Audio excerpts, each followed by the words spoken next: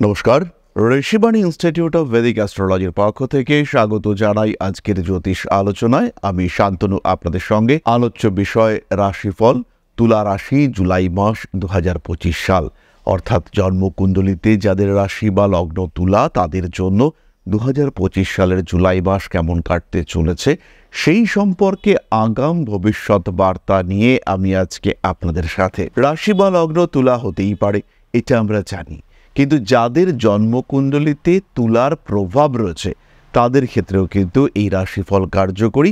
এবং খেয়াল রাখতে হবে, এই রাশিফল আমরা করি লগ্ন বা রাশি সাপেক্ষে।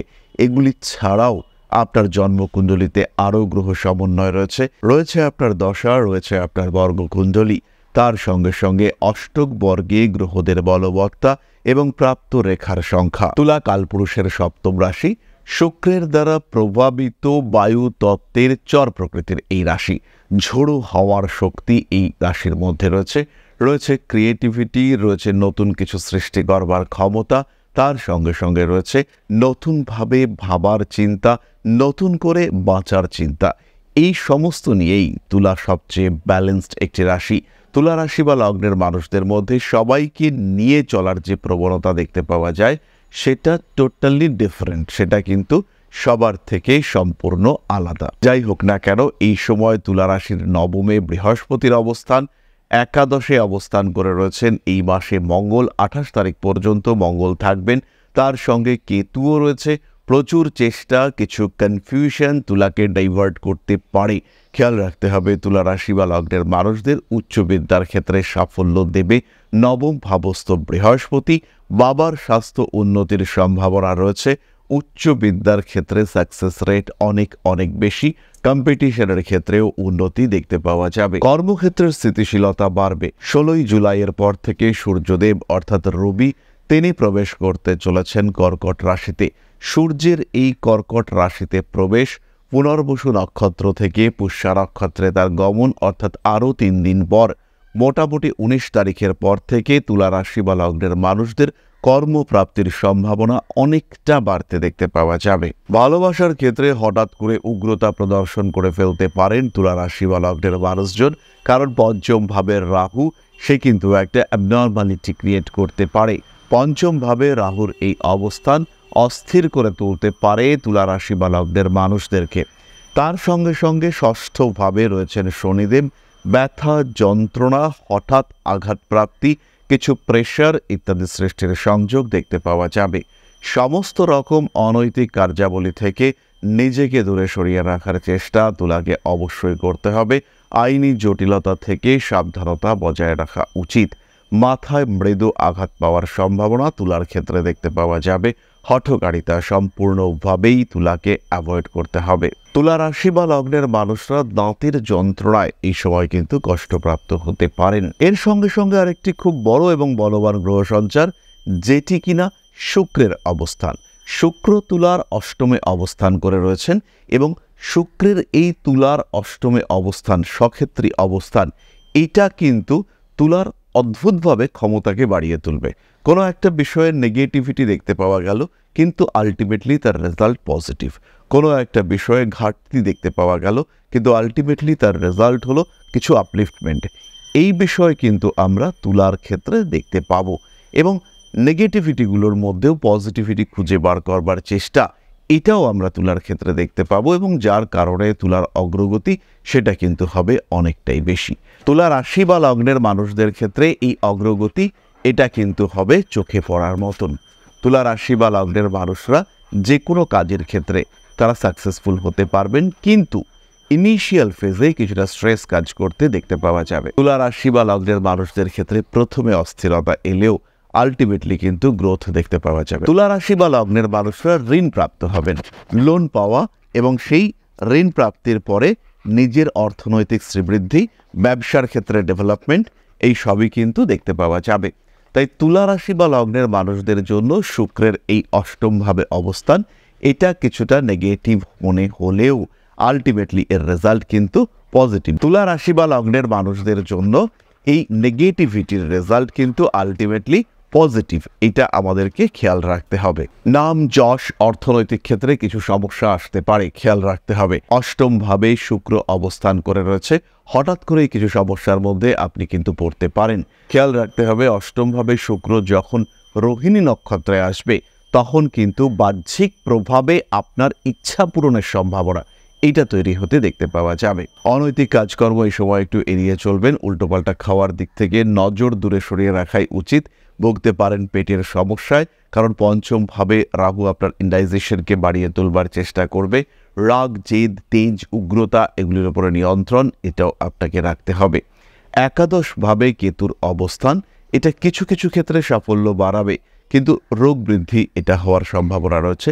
স্বামী স্ত্রী এদের মধ্যে ভুল বোঝাবুঝির প্রবণতা বৃদ্ধি সেটাও তৈরি হতে পারে। মাথায় কিছু স্নায়ু সংক্রান্ত সমস্যা, ব্যথা ইত্যাদির কারণে কষ্টপ্রাপ্তির সংযোগ সৃষ্টি হতে পারে। সমস্ত রকম উগ্রতা বর্জন করবার চেষ্টা করতে হবে।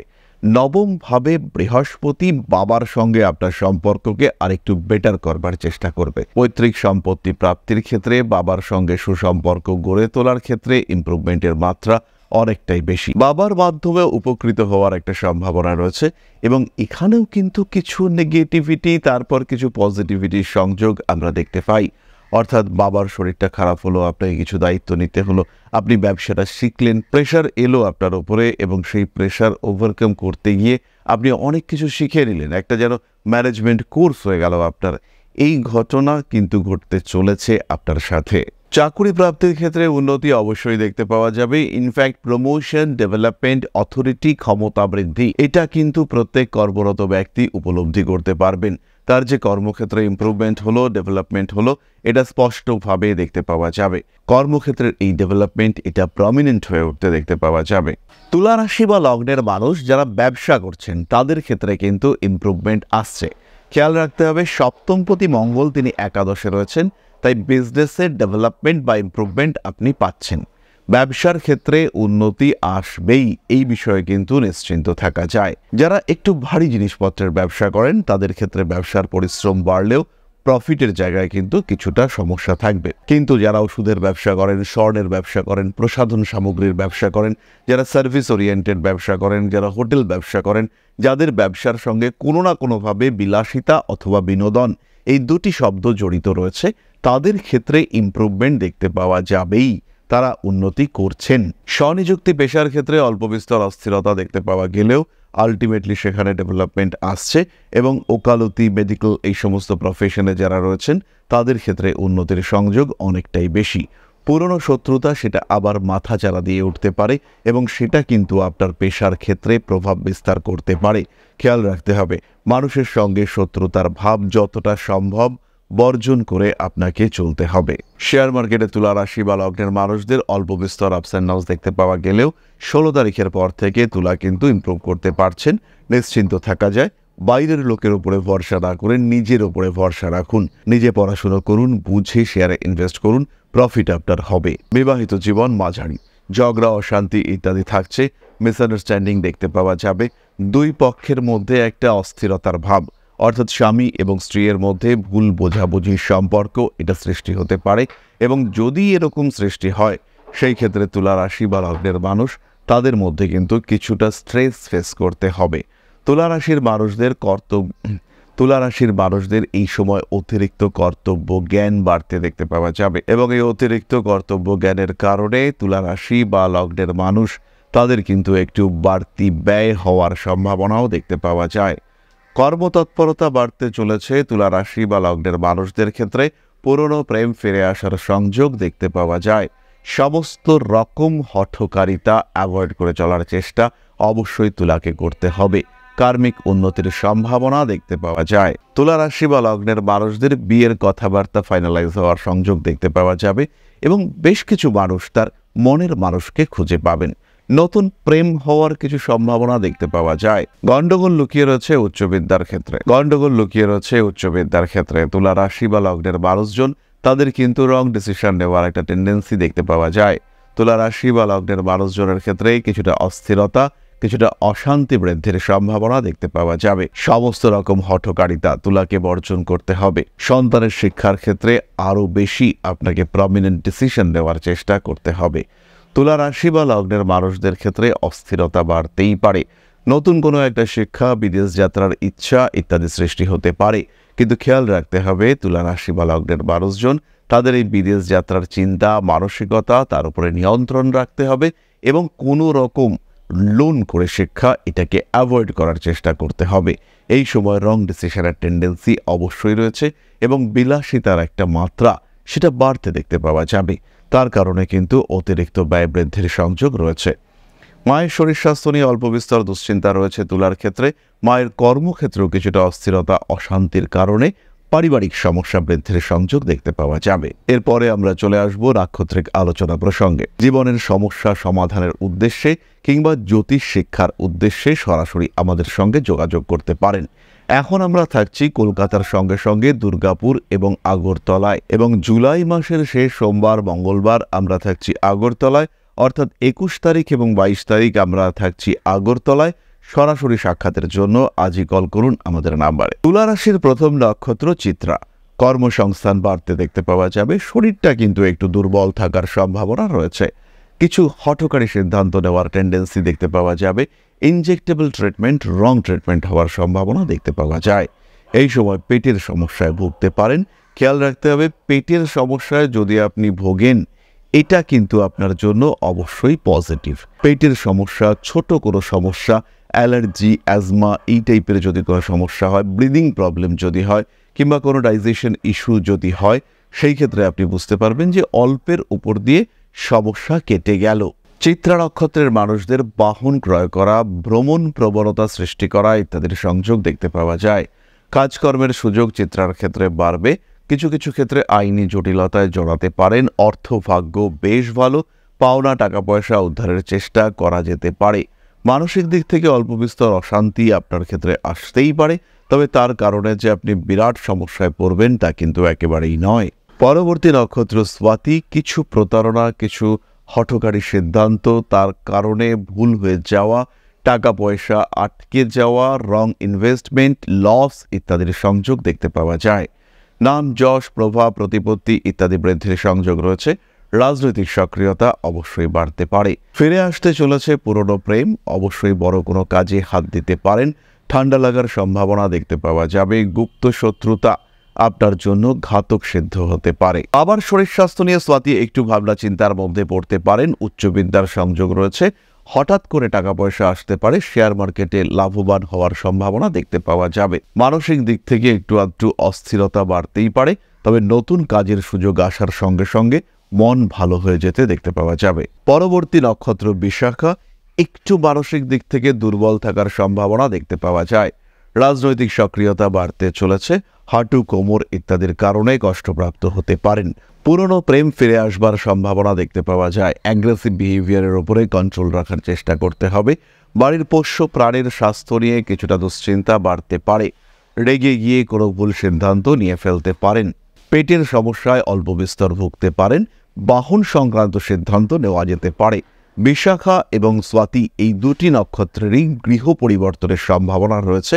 নতুন বাড়ি কেনা, ভাড়া পরিবর্তন ইত্যাদির সংযোগ দেখতে পাওয়া যাবে।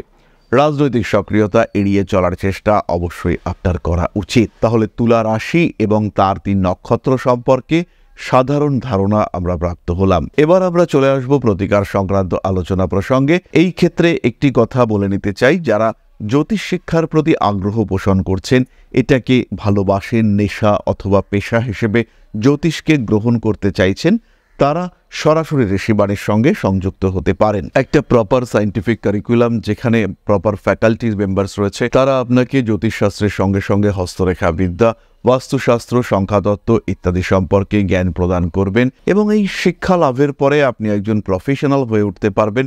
নিজের জীবন, নিজের প্রচেষ্টা তাকে একটা রূপ দিতে পারবেন। সেকেন্ডারি ইনকাম সোর্স জেনারেট করতে পারবেন। তারা সরাসরি আমাদের সঙ্গে যোগাযোগ করতে পারেন, কন্ট্যাক্ট করতে পারেন আমাদের বুকিং নাম্বারে। যাই হোক, চলে আসি প্রতিকারের কথায়।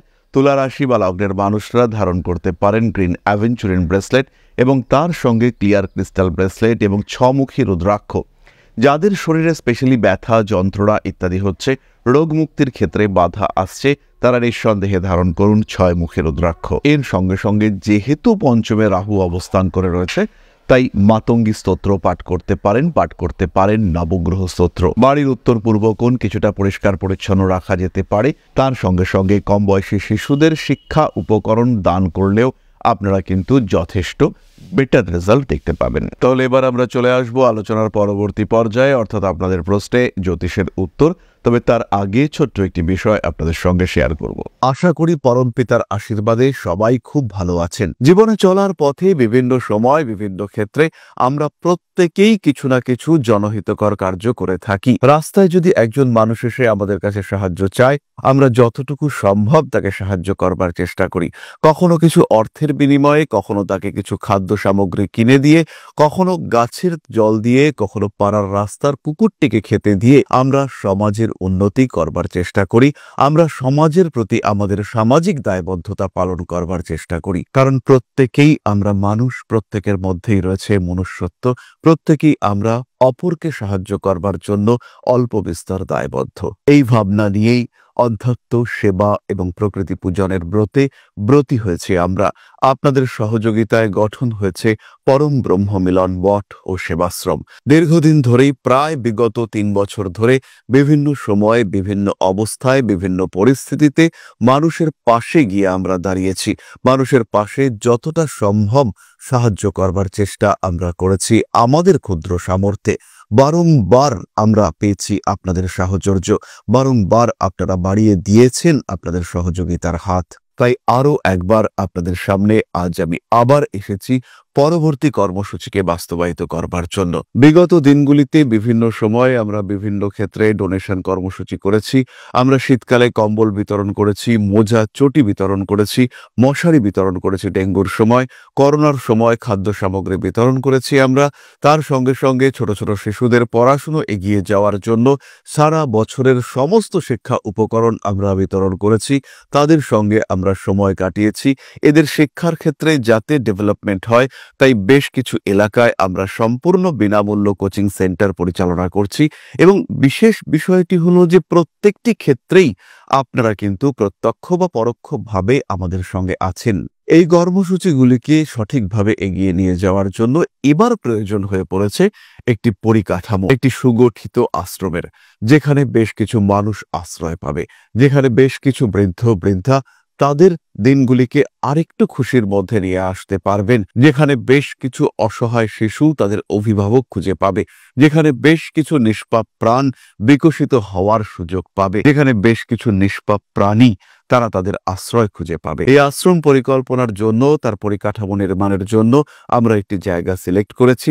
সেই জায়গাটি ক্রয় করবার জন্য প্রয়োজন বিপুল অর্থের, যেটি কেবলমাত্র আমাদের প্রচেষ্টায় সংগ্রহ করা অসম্ভব। তাই আপনাদের প্রত্যেকের কাছে ছোট্ট অনুরোধ, প্রত্যেকেই অল্প অল্প করে এগিয়ে আসুন। প্রত্যেকের বিন্দু বিন্দু অনুদানে একদিন সিন্ধু স্বরূপ গড়ে উঠবে পরম ব্রহ্ম মিলন মঠ ও সেবাশ্রম। আমাদের প্রত্যেকের স্বপ্ন সমাজের জন্য কিছু করে যাওয়ার, সমাজকে উন্নততর পর্যায়ে নিয়ে যাওয়ার এই যে প্রচেষ্টা, এই যে ইচ্ছে, এই যে উদ্যম, এই উৎসাহ বাস্তবায়িত হবে আপনাদের সহযোগিতার মাধ্যমে। তাই আপনাদের প্রত্যেকের কাছে স্বনির্বন্ধ অনুরোধ, যতটুকু সম্ভব, যতটুকু সামর্থ্য, হতেই পারে অতি ক্ষুদ্র সেই সামর্থ্য, কিন্তু এসে পাশে দাঁড়ান।